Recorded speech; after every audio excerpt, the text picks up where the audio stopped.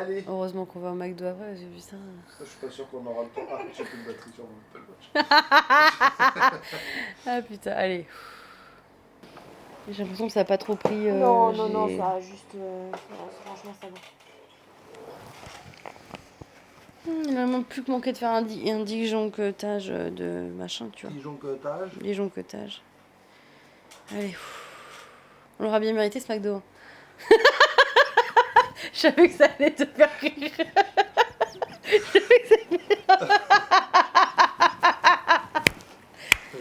Ah, je suis trop drôle. Pour ça, t'es infatigable. Hein. Ça, c'est. Ça c'est bon. Hein.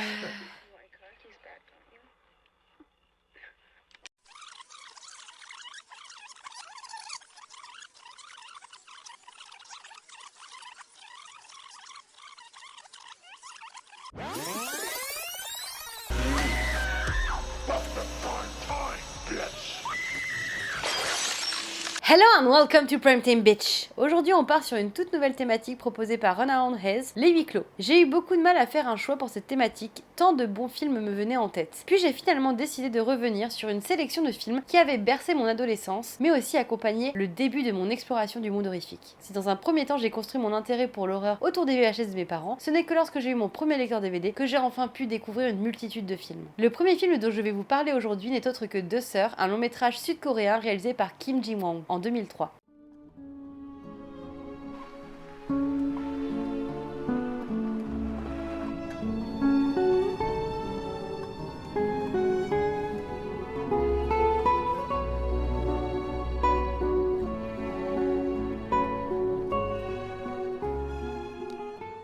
Deux Sœurs est l'adaptation d'un conte populaire coréen dont le titre pourrait se traduire par Rose et Fleur Lotus, qui conte l'histoire de deux jeunes sœurs, Rose et Lotus, qui perdent leur mère peu de temps après leur naissance. Quelques années plus tard, leur belle-mère, folle de jalousie, tentera de se débarrasser des deux sœurs. Rose et Lotus finiront par se jeter dans un lac et elles deviendront alors des fantômes qui hanteront les vivants afin de pouvoir conter comment leur belle-mère a tenté de se débarrasser d'elles. Elles trouveront une âme charitable qui révélera la vérité et finira par renaître quand la troisième épouse de leur père donnera naissance à des jumelles qu'ils nommeront Rose et Lotus. Ici, Deux Sœurs reprend la figure de la belle-mère toxique et menaçante digne d'un conte de fées, sans que l'on puisse vraiment identifier cette menace dans un premier temps. Le long métrage suit Sumi alors qu'elle vient de sortir d'une hospitalisation psy due à un choc que nous ne connaîtrons que lors du dénouement final. La quasi-intégralité du long métrage se passe dans la maison de Sumi et ses alentours, mais aussi et surtout du point de vue de Sumi. Le spectateur n'aura jamais vraiment d'autre vision que les siennes et sera de ce fait tributaire de ses sentiments. Qu'il s'agisse d'une menace imperceptible ou de nombreux yurei qui apparaîtront dans la maison. Les yurei sont des défunts qui ont subi une mort brutale. Tout semble n'être que le point de vue de Sumi ou sa belle-mère.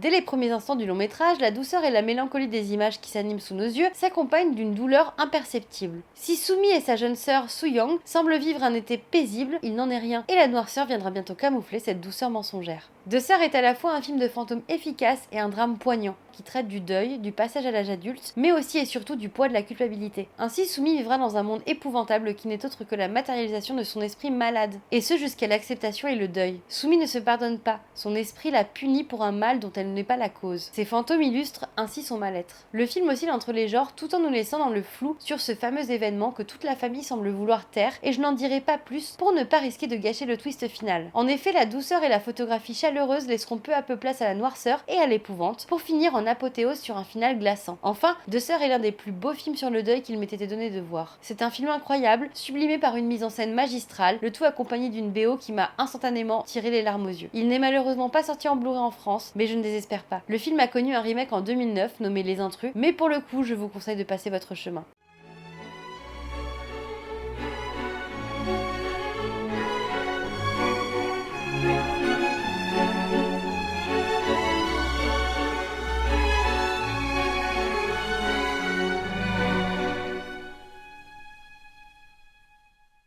Continuons avec un film feel good, non c'est faux, pour le second long métrage au programme d'aujourd'hui. Un film qui m'a traumatisé bien avant que je le visionne intégralement, quand je suis tombée un peu par hasard sur un spot télé montrant cette fameuse scène.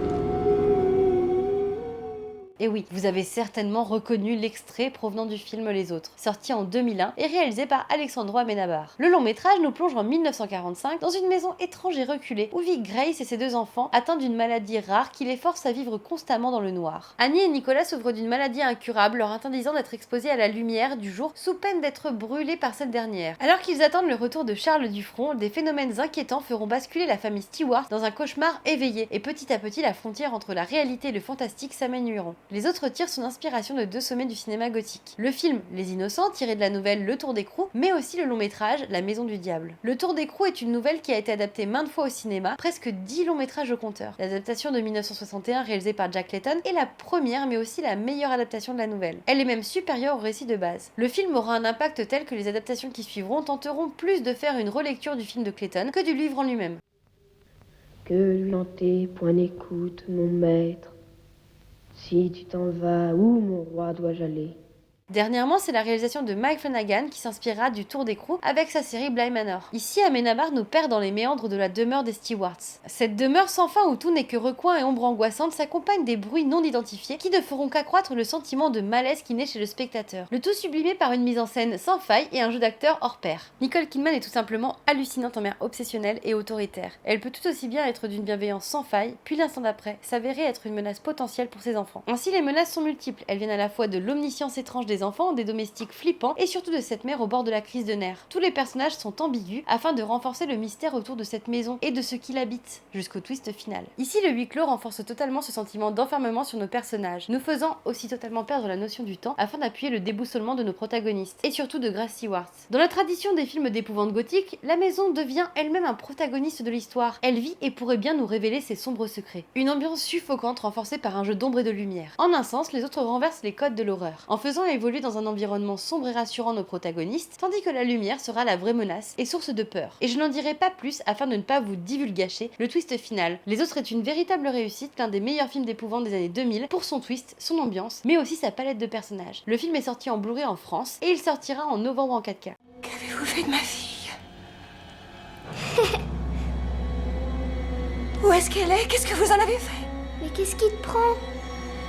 C'est moi, je suis ta fille. Laissons les fantômes de la demeure des Stewarts et partons en vacances avec la famille Farber dans un film glaçant tant par sa mise en scène, sa photographie chirurgicale et la violence que Heineke met en scène dans Funny Games US sorti en 2007. 10 ans plus tôt, Heineke sortait sa première version de Funny Games, un long métrage traumatisant qui dépeint une famille bourgeoise en lutte face à 2 sociopathes. Alors partis en vacances dans leur demeure secondaire, la famille Farber sera victime de violences physiques et psychologiques, 2 jeunes hommes vêtus de tenues de golf d'un blanc lumineux s'avéreront être de dangereux psychopathes qui prennent un mal à plaisir à torturer tous ceux qui se trouvent sur leur chemin, et ce sans qu'on sache jamais vraiment pourquoi. Funny Games met en scène une violence qui ne fera qu'accroître, sans vraiment laisser au spectateur le temps de reprendre son souffle. Pire, les 2 tueurs entretiendront régulièrement un lien avec le spectateur en brisant le 4e mur. Et franchement, il n'y a rien de plus malaisant et oppressant qu'un Michael Pitt en psychopathe qui se retourne vers vous pour vous poser une question.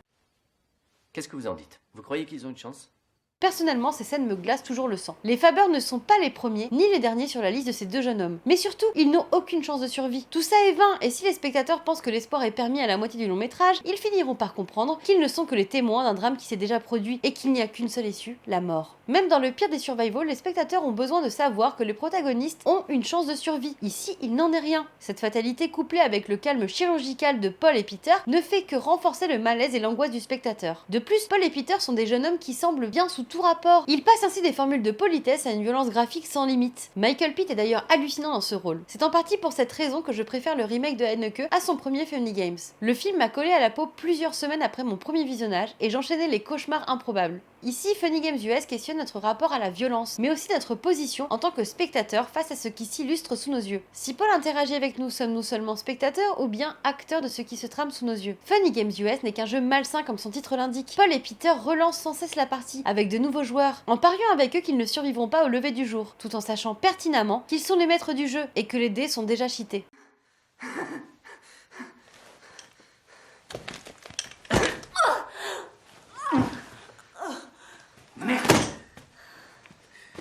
Voilà, voilà la télécommande. Voilà la télécommande, merde!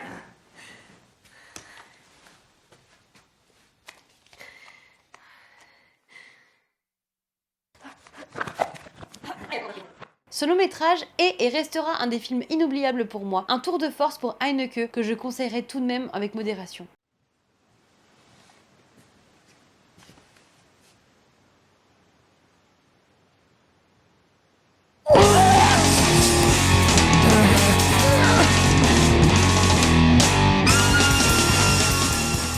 Je finirai ce 5e jour avec une adaptation mal aimée d'un des meilleurs romans gothiques, l'adaptation de 1999 du roman de Shirley Jackson, The Hunting. Oui, décidément, on a beaucoup de The Hunting dans ce début de calendrier. Il ne s'agit pas du remake du film de Robert Wise, mais bel et bien d'une adaptation du roman, et ce car il n'avait tout simplement pas les droits du film. Ce long métrage, réalisé par James de Bont, sent bon le DVD locatif trouvé un peu par hasard. Il a cet aspect spooky que j'aime tant, et qui fait que je défendrai ce film même si je suis seule au monde. Antise suit une bande d'insomniaques venus dans la demeure de Hill House afin de participer à une enquête sur leurs troubles du sommeil. Ils ont été sélectionnés et réunis par le docteur David Marrow, interprété ici par Liam Neeson, avant qu'il ne tombe dans l'enfer du Liam Neeson Kidnapping Universe. La première fois que j'ai visionné Antise, j'ai instantanément été happée par l'ambiance du film. Il me faisait froid dans le dos et j'avais la sensation d'être dans une véritable maison hantée, moi aussi. Encore aujourd'hui, certaines scènes me restent en tête. Si on ne peut pas nier les défauts du film, il faut tout de même saluer les décors incroyables dépeints dans ce long métrage. Antise met en scène un château gothique majestueux et lugubre qui devient lui aussi un personnage à part entière. Eugenio Zanetti, le concepteur des décors, dira qu'il s'agissait d'une véritable volonté. Hill House était selon lui un personnage et il fallait lui donner vie.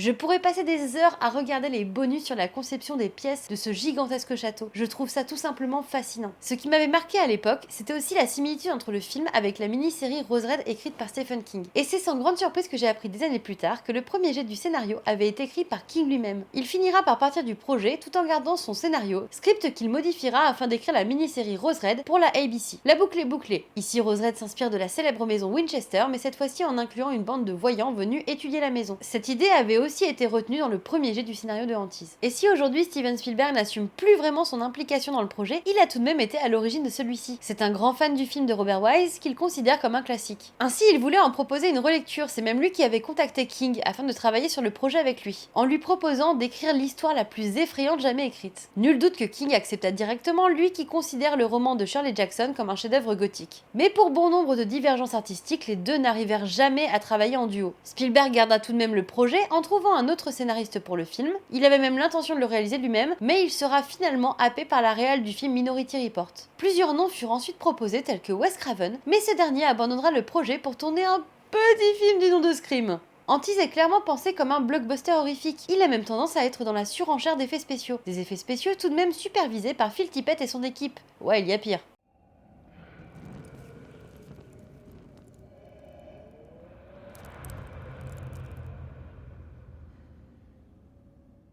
La société de production de Spielberg voulait plus de ressorts horrifiques, plus de squelettes et plus de jumpscares, et a donc fait rajouter des scènes supplémentaires, alors que le réalisateur considère plutôt son film comme un drame qu'un film d'horreur. Le film nous propose aussi des personnages qui ne sont pas toujours aboutis, avec des esquisses d'arcs narratifs qui ont tendance à nous frustrer, et notamment la relation amoureuse entre Nell et Theo, qui n'est jamais vraiment explicitée. L'une des séquences de flirt a par ailleurs été coupée au montage, c'est donc bel et bien l'intention du long métrage de développer une relation entre Nell et Theo. Mais il n'ira jamais vraiment au bout de cet arc, et préféra s'axer essentiellement sur Nell en oubliant quelque peu les autres protagonistes, ce qui est un peu dommageable. Ça et la fin que je trouve un poil too much. Mais malgré son statut de film maudit et ses nombreuses nominations aux Razzie Awards, Antise est un film d'épouvante cher à mon cœur. Probablement car je suis aussi très attachée au roman de Shirley Jackson. J'ai d'ailleurs adoré l'adaptation de Mike Flanagan, qui est aujourd'hui l'une des meilleures, mais Antise s'accompagnera toujours d'une grande nostalgie pour moi. Et surtout, il a cette saveur de maison hantée et d'horreur spooky chère à mon cœur. Le film est sorti en Blu-ray en France et il a eu une restauration 4K aux États-Unis.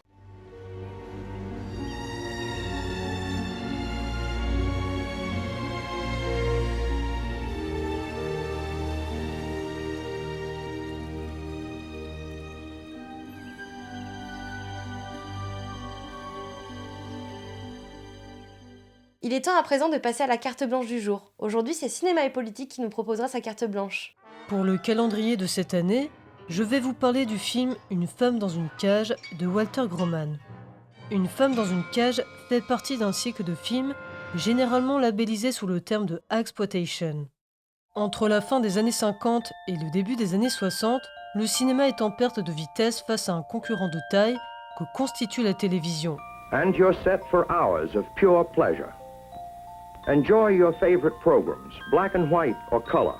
Dans le siège et succès de Psychose et de Qu'est-il arrivé à Baby Jane, et pour attirer un public plus jeune, les studios recyclent et exploitent alors d'anciennes stars dans un cinéma plus sulfureux. C'est ainsi qu'est apparu ce cycle de films qui mettent en scène une femme vieillissante, parfois nostalgique de sa jeunesse et de sa gloire perdue, et mentalement instable, ou en tout cas en voie de le devenir. Mais ces films montrent les vieilles femmes comme des autres abjectes, pathologisées, dont le corps suscite une forme de voyeurisme, du type « Qu'est devenue cette star ?»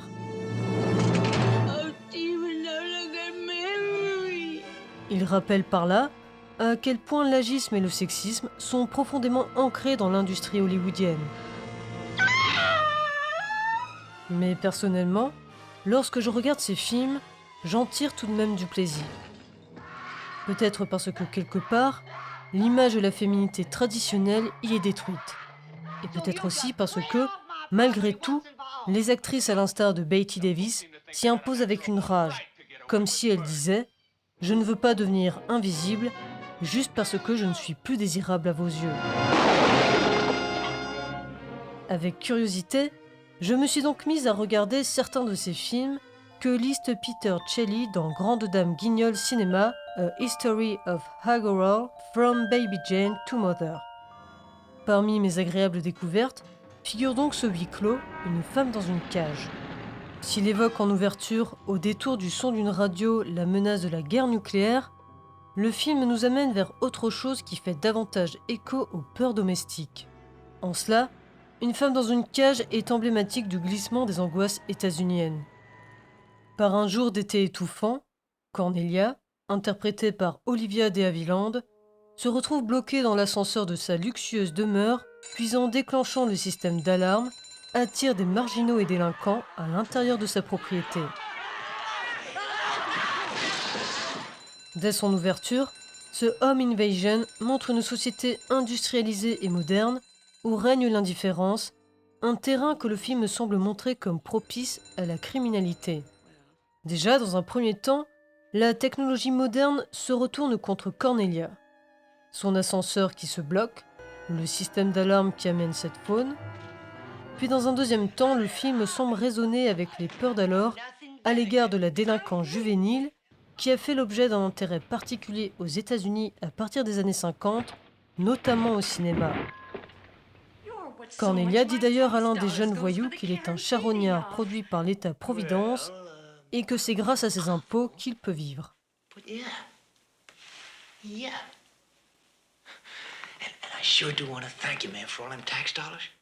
Néanmoins, au fur et à mesure que le film se déroule, celui-ci se fait aussi de plus en plus misanthrope. Et Cornelia n'est pas en reste. C'est d'ailleurs là que le film glisse véritablement dans la exploitation. Durant tout le film, notre empathie ne cesse de moduler selon les situations. Bref, dans ce huis clos misanthrope, tout le monde est un petit peu monstrueux.